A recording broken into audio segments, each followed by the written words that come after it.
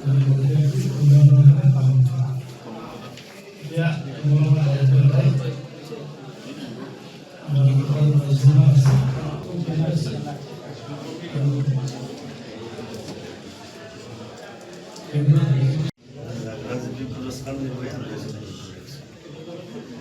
बोलो भारत माता के, बोलो बोलो भारत माता के।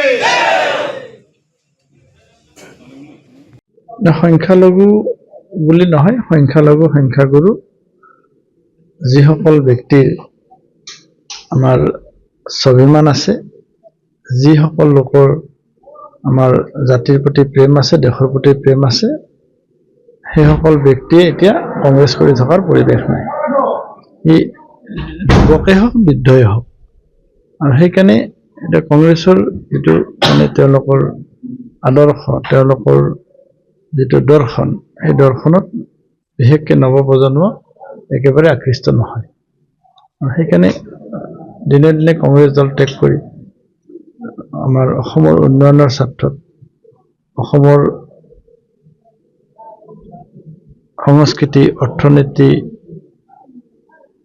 এই দুটা দিশত অসমখনক যিধৰণে মুখ্যমন্ত্ৰীয়ে আগবঢ়াই লৈ গৈ আছে, এই উন্নয়নৰ স্বাৰ্থত আজি অসমৰ সকলো স্তৰৰ ৰাইজে হিমন্ত বিশ্ব শৰ্মাৰ প্ৰতি আস্থা প্ৰকাশ কৰি বিজেপি দলত যোগদান কৰি আছে।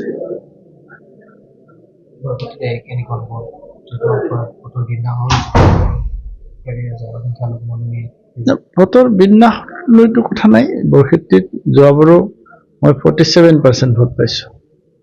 সাধাৰণ ভোটৰ তাৰতম্য আছিলে। আৰু যোৱা 5টা বছৰত বৰক্ষেত্ৰী ৰাইজে সেই ভুলৰ পৰিণাম ভুগিছে। বৰক্ষেত্ৰী ৰাইজে উন্নয়নৰ পৰা বঞ্চিত হ'ল। বৰক্ষেত্ৰী ৰাইজে বিধায়কৰ যি ভূমিকা আছিল, সেই ভূমিকা পালন কৰা পৰিলক্ষিত নকৰিলে, তিলমাত্ৰ নকৰিলে।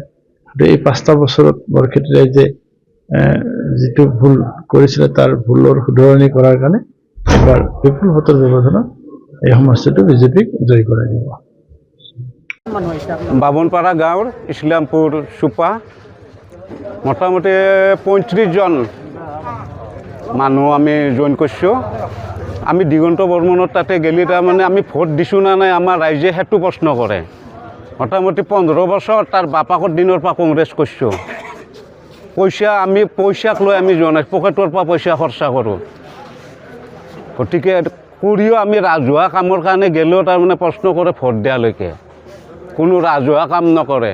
দিগন্ত বৰ্মনে জিতাৰ পিছত কোনো তাৰমানে মানুহক গুৰুত্ব নেদে, কোনোদিন দেখা নিদিয়ে।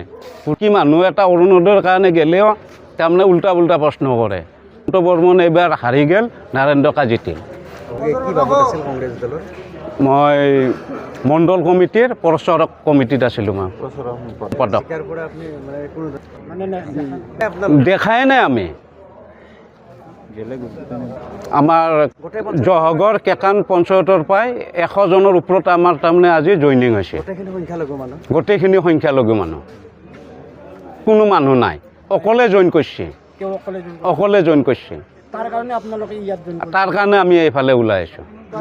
আপোনালোকে কিয় জইন কৰিলে আজি বিজেপি? নাৰায়ণ ডেকাৰ পাই ৱাজ নামৰ লিডাৰ একজনে তাৰমানে দিগন্ত বৰ্মনৰ তাতে আজি জইন কৰিছে। তেওঁৰ বিনিময়ত আমি 100 জন ওলাই আহিছোঁ। 100 জন জইনিং হৈছে। যিকোনো খবৰৰ বাবে যোগাযোগ কৰক আমাৰ এই নম্বৰত 9181 307 221।